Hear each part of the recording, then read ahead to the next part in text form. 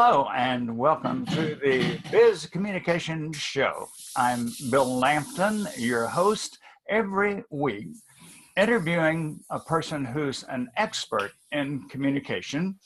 This person will share guidelines, strategies, and tips that will benefit all of us in regard to our leadership, our sales, our customer service, our management, and yes, our profits as well.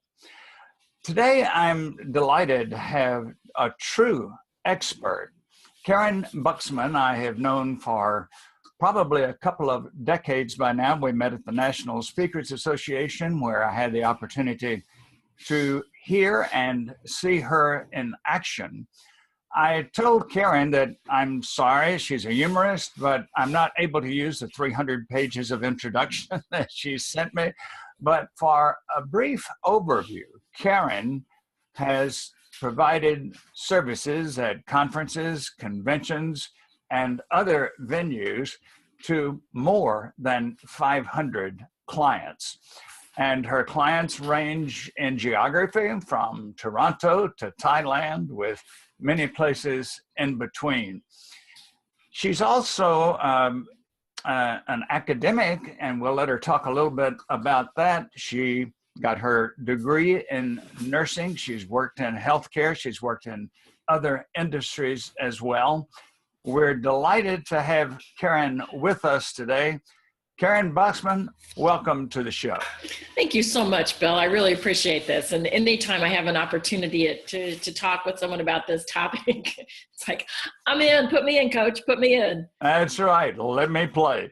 Well, the question that I had as I was thinking about you being a guest on this show, one of the first questions I had, and I suppose every humorist gets asked this question, was this something that was a part of you, that is humor and your love for humor, from the time you were a young kid on? Were you the one playing tricks on the other kids? Were you the class clown? Were you the person who went off to camp and first night short sheeted everybody bed? Tell us about your background, how you got interested in humor. Yeah, something kind of interesting about that, because I had somebody ask me at one of my programs once, they said, were you always this funny?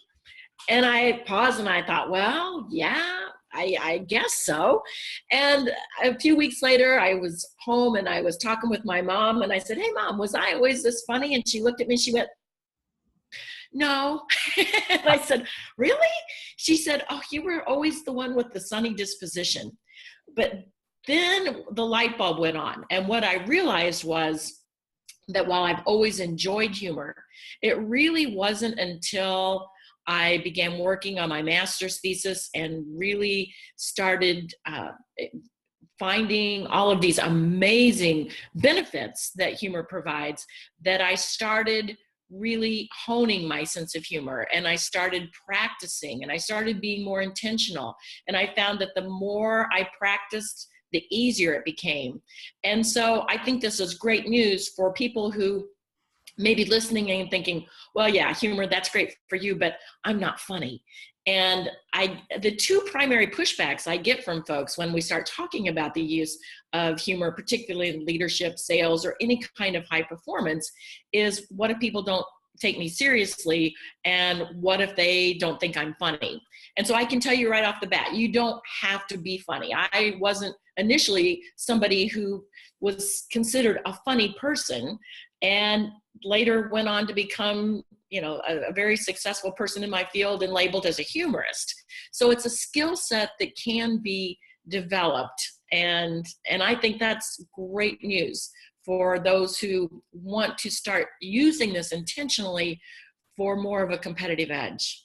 Now, something I believe our listeners will want to be aware of is that you had a nursing career. Now, did the nursing career follow your graduate work, or did the nursing career start first?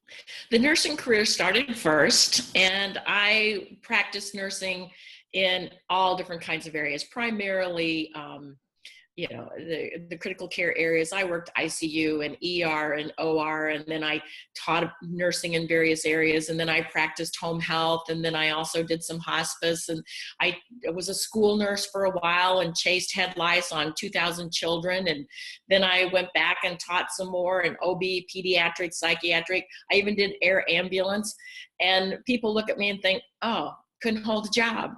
It's like, but really what the case was I love learning.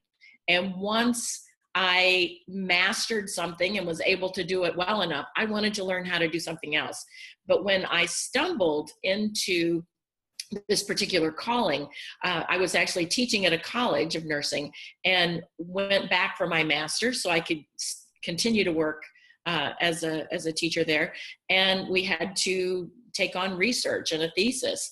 And I would like to say it was serendipitously, but I also know that there are no accidents in life.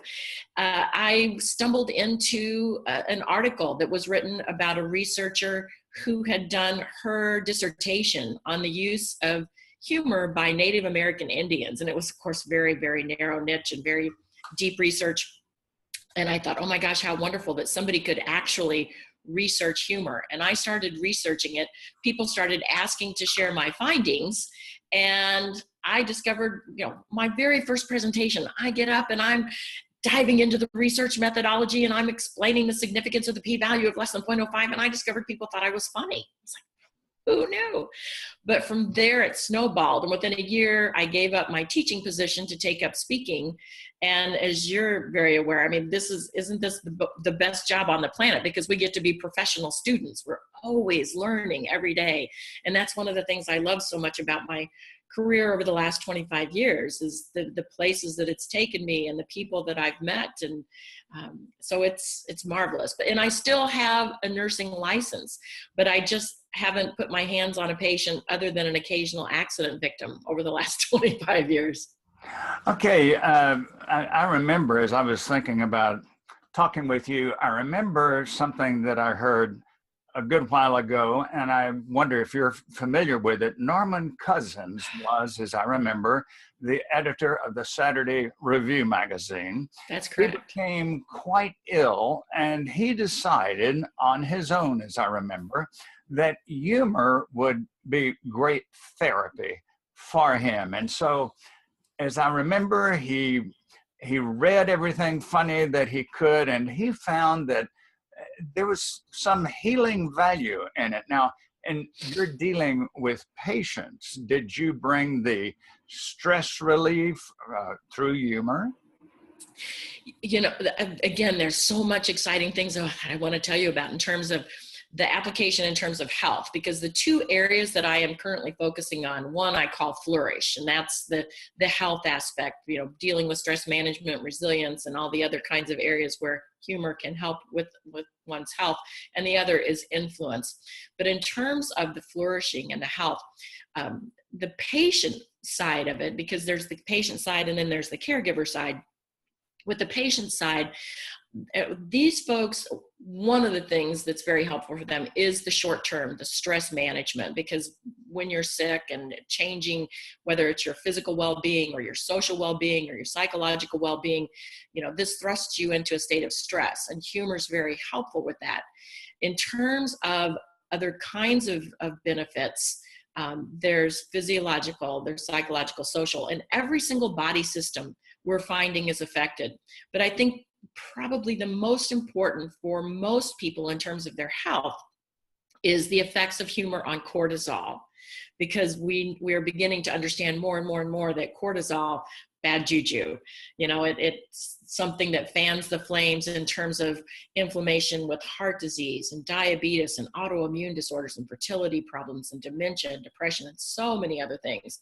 And so when people have a tool that they can use to help themselves deal with things, especially the cortisol, then they're going to move themselves into a healthier state. But it's about using it intentionally, not just, oh yeah, a couple weeks ago, my kid said something funny and I laughed about that. No, it's much more intentional. It's much more strategic. And it certainly is about being more consistent. Switching now to the business arena, you speak to many business audiences as well as healthcare. I worked one time, Karyn, in an office where I'd been there about 2 weeks, and the very stern uh, manager of the organization said to me after about 2 weeks, "You know, Bill, if anybody in this office is laughing, they're not working." Oh my gosh. I got my resume ready pretty quickly. Yes, good for you. Because I did not fit that scene at all. Now, let's say that you were a business consultant for that organization and you hear the CEO that you're advising saying, well, if people are laughing, they're not working. What would be your response? What would be your advice? I see this more frequently than I would like to see. And part of this comes out of a fear from leaders and managers that that if people are having fun, that somehow chaos is going to ensue. They have in mind that all of their employees are Robin Williams bouncing off the wall. And so the advice that I give to them is to set the tone for humor while at the same time setting the tone and setting high expectations. And it's about the pairing of the two. Because if you just set high expectations like that one leader did, and he doesn't feel that people should be laughing, the mindset and the corporate culture is beatings will continue until morale improves. On the other hand, if you just allow humor, then it is going to look more like something from, Saturday Night Live or National Lampoon. But when you pair the two and you pair the tone for humor with the high expectations, now strategically you've given yourself a competitive edge, because indeed productivity does increase, engagement does increase, the focus, the flow, all of these wonderful benefits that we want to see in the workplace. Motivation. Absolutely.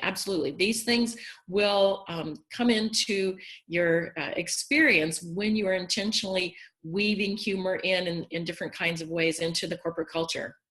The CEO who can tactfully weave humor into a tense situation has a great advantage. I remember I was in management for over 22 years.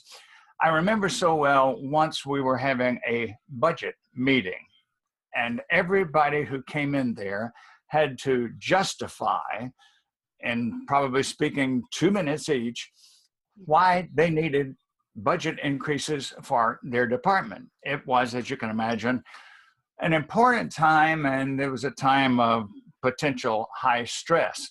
The CEO came in, and I think he did one of the wisest moves that carried on one of the wisest moves I've ever seen.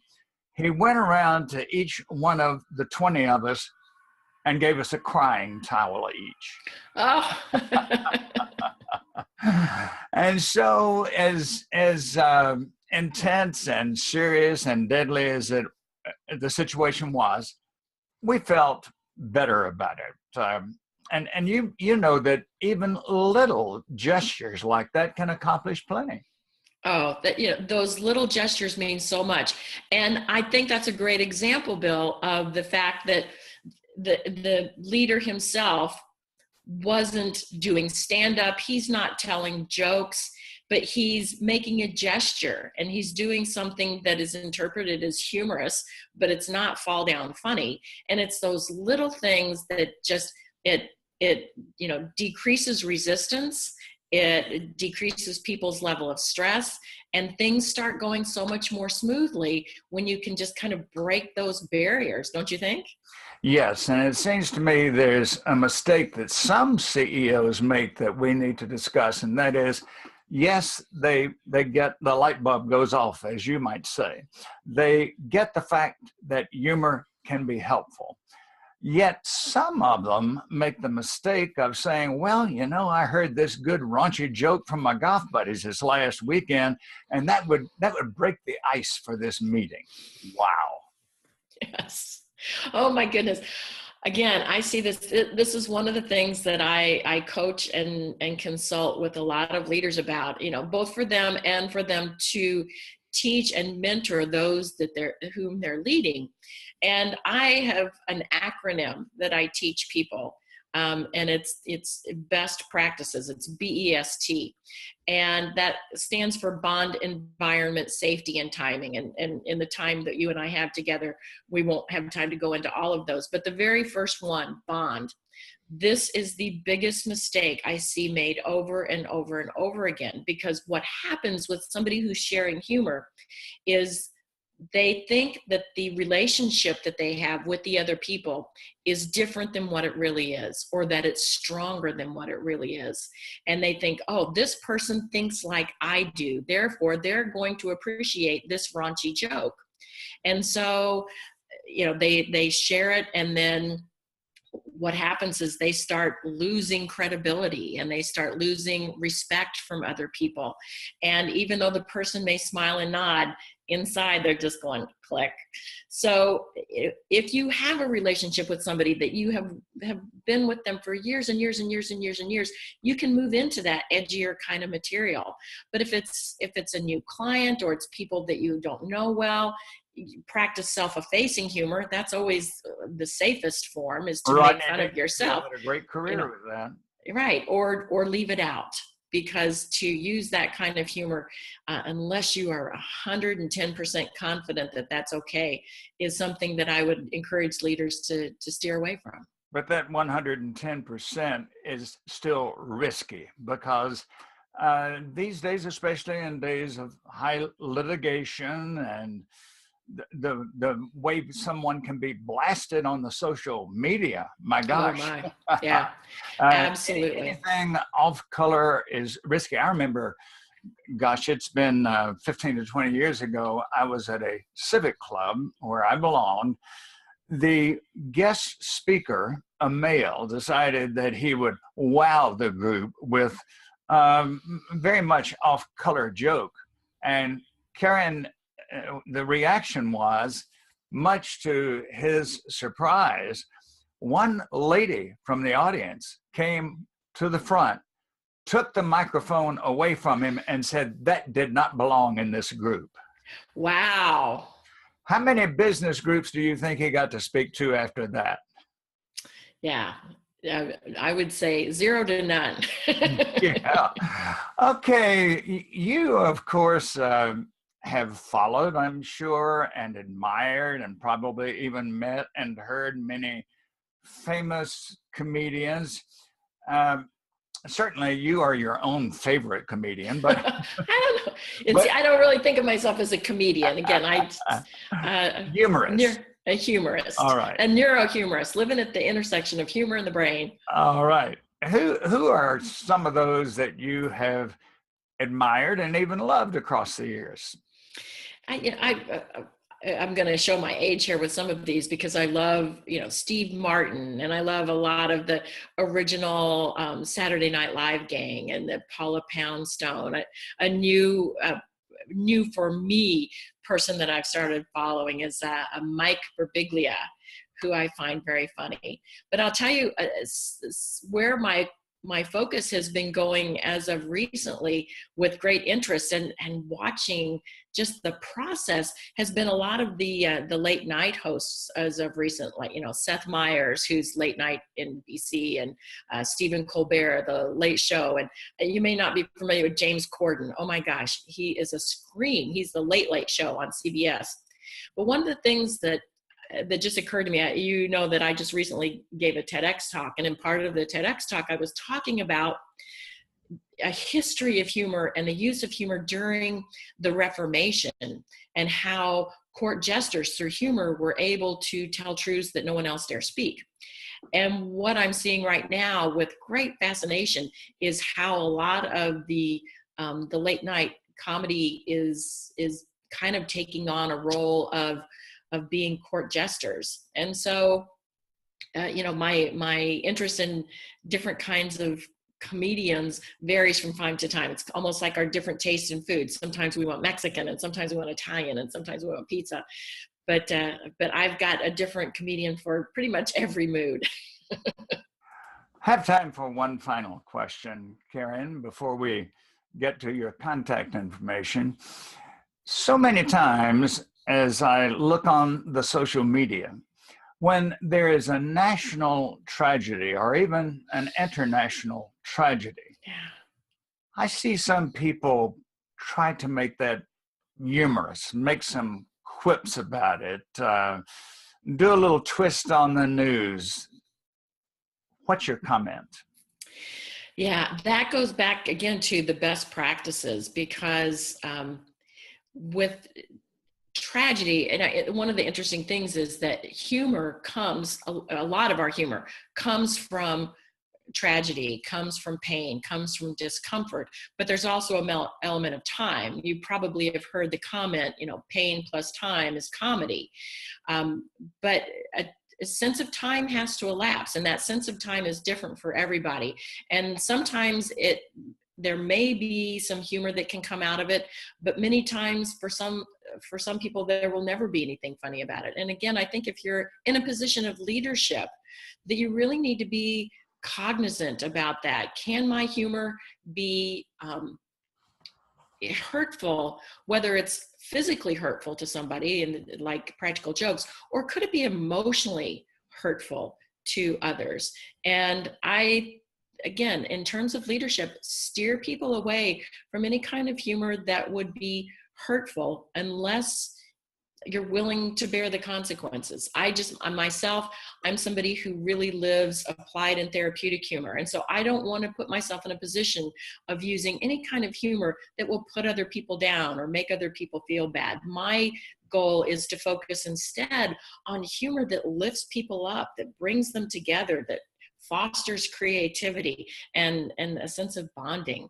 And so there's so many opportunities for that. We don't even need to spend our time going into these other areas where we're making light of someone else's tragedy, in my opinion. Be thoughtful and be caring. That's a good approach, isn't it? Yeah.